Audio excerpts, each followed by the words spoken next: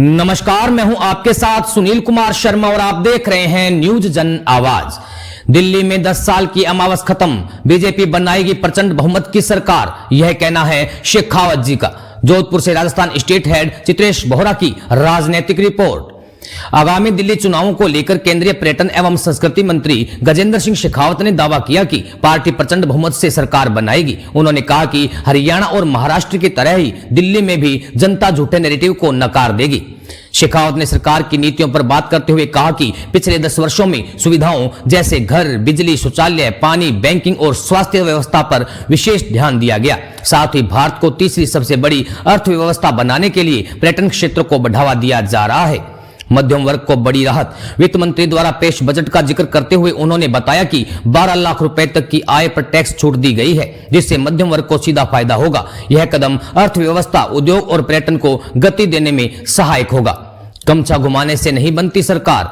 विपक्ष पर निशाना साधते हुए शेखावत ने कहा कि केवल नारेबाजी और दिखावे से चुनाव नहीं जीते जाते, बल्कि जनता के विश्वास से सरकार बनती है। राजस्थान स्टेट हेड चित्रेश बोहरा की रिपोर्ट के साथ देखते रहिए न्यूज जन आवाज। देखिए, दिल्ली में 10 साल की अमावस की रात समाप्त होने वाली, उसका आज आखिरी दिन है, उसका निर्णायक दिन है। और मैं पूरी जिम्मेदारी से आपको यहाँ खड़े होकर के कह रहा हूँ, जैसे मैंने हरियाणा के चुनाव से पहले आपको कहा था और महाराष्ट्र के चुनाव पे भी इसी जगह खड़े होकर के कहा था, और वापस याद दिला के कह रहा हूँ, जिस दिन हरियाणा के चुनाव के मतदान के बाद आया था, तब आप लोगों ने मुझसे पहले आए हुए यात्री के द्वारा दिए गए जवाब के आधार पर कहा था कि भारतीय जनता पार्टी की अब उल्टी गिनती शुरू हुई है, और पता नहीं उसके बाद में क्या क्या कहा था उन्होंने। तब मैंने कहा था कि जिस दिन परिणाम आएंगे उस दिन सोम सर्वस्व पित्त कथा यहाँ पे उनको वापस याद आएगी। देश की जनता ने झूठे नैरेटिव घर के आधार पर चुनावों को नकार दिया, और परिणाम वही हुआ। हरियाणा में प्रचंड बहुमत के साथ हम जीते, महाराष्ट्र में नया रिकॉर्ड बनाते हुए हम जीते, और आज आप अपनी डायरी में सब लोग लिख लीजिए, भारतीय जनता पार्टी दिल्ली में पूरे बहुमत की सरकार, प्रचंड बहुमत की सरकार बना रही है। बीजेपी आ रही है, डबल इंजन की सरकार आ रही है, और आम आदमी पार्टी जा रही है। सर, लेकिन कांग्रेस ने जिस तरीके से कुंभ को लेकर के टिप्पणी की है, देखिए, अगर सिर्फ शोभा कर देने तक की व्यवस्था की विषय होता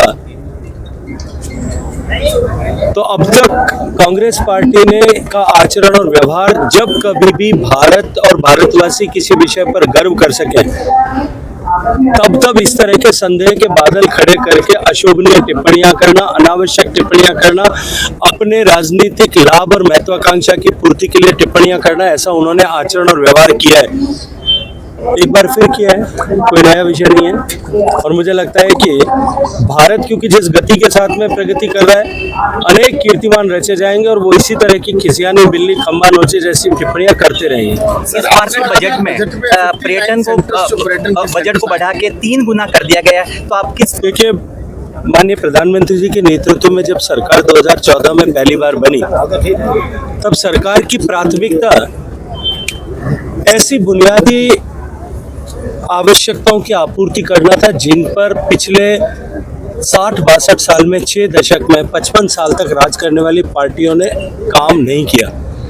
गरीब के पास घर नहीं था, घर में बिजली नहीं थी, घर में शौचालय नहीं थे, पीने का पानी का प्रबंध नहीं था, गैस का चूल्हा नहीं था, सामान्य बैंक का खाता नहीं था, इलाज के लिए कोई व्यवस्था नहीं थी, और इंफ्रास्ट्रक्चर के दृष्टिकोण से भी भारत बहुत न्यूनता के स्तर पर खड़ा था।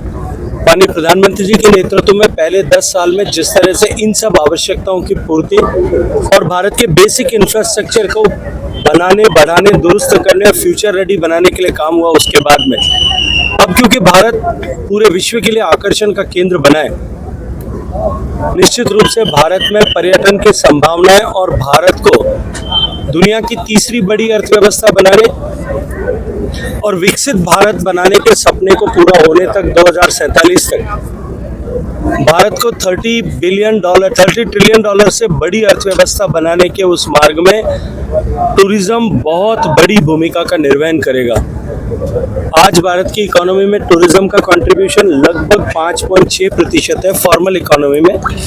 अगर मैं इनफॉर्मल टूरिज्म को उसके साथ जोड़ता हूं तो वो 10% तक होता है, लेकिन इसको बढ़ा करके फॉर्मल इकोनॉमी इन्फ्लूजन जो है वो 10% से ज़्यादा हो, और क्योंकि टूरिज्म सेक्टर रोजगार का एग्रीकल्चर के बाद सबसे बड़ा सृजन करने वाला सेक्टर है, माननीय प्रधानमंत्री जी के नेतृत्व में हमने टूरिज्म को इंसेंटिवाइज करने के लिए जिस तरह से वित्त मंत्री ने बजट प्रस्तुत किया है, जिस तरह से 50 आइकॉनिक डेस्टिनेशंस को डेवलप करने के लिए प्राइवेट इन्वेस्टमेंट को इंसेंटिवाइज करने के लिए इंफ्रास्ट्रक्चर का स्टेटस दिया है, जिसका पिछले दशकों से डिमांड हो रही थी। मैं ये मानता हूँ कि एक बड़ा बूस्ट टूरिज्म को इसके माध्यम से मिलेगा। इसके अतिरिक्त भी जिस तरह से 12 लाख रुपए तक की इनकम को टैक्स से एग्जेम्प्ट किया है, जीरो कर दिया है। मैं आप सबको भी बधाई देता हूँ क्योंकि आप और मैं, हम सब लोग मध्यम वर्ग के लोग हैं, हम सब लोग सैलरीड क्लास लोग हैं। हमको 12,75,000 रुपए तक का टैक्स पर की इनकम पर अब कोई टैक्स नहीं देना पड़ेगा। ये मध्यम वर्ग को जो बड़ी सौगात दी है, और इसके चलते हुए मध्यम वर्ग की जेब में जो पैसा होगा, जो डिस्पेंसेबल इनकम बचेगी, जो बचत होगी, जैसा वित्त मंत्री ने, आदरणीय वित्त मंत्री जी ने ड्यूरिंग और बजट स्पीच उन्होंने कहा कि 25 लाख रुपए तक की इनकम वालों को टैक्स में 1,30,000 रुपए की बचत होगी। जो ये बचत होगी वो निवेशित, या तो निवेश होगी या उसको जो है घर में किसी न किसी तरह के गैजेट्स पे खरीदने पे खर्च किया जाएगा, और अन्यथा ट्रैवल और टूरिज्म इससे बूस्ट होगा। तो इससे निश्चित रूप से इकोनॉमी को भी बढ़त मिलेगी, इससे इंडस्ट्री को भी बढ़त मिलेगी, और इससे टूरिज्म को भी एक बहुत नई बड़ी उछाल और ऊंचाई देखने को मिलेगी। सर, से ERCP जैसी योजनाएं नहीं आती है, ERCP में आपका मैं उससे आगे बढ़ करके मैं कहूँगा कि गमछा घुमाने से न तो सीटें जीती जाती है, न सरकार बनती है, और न ERCP बनती है।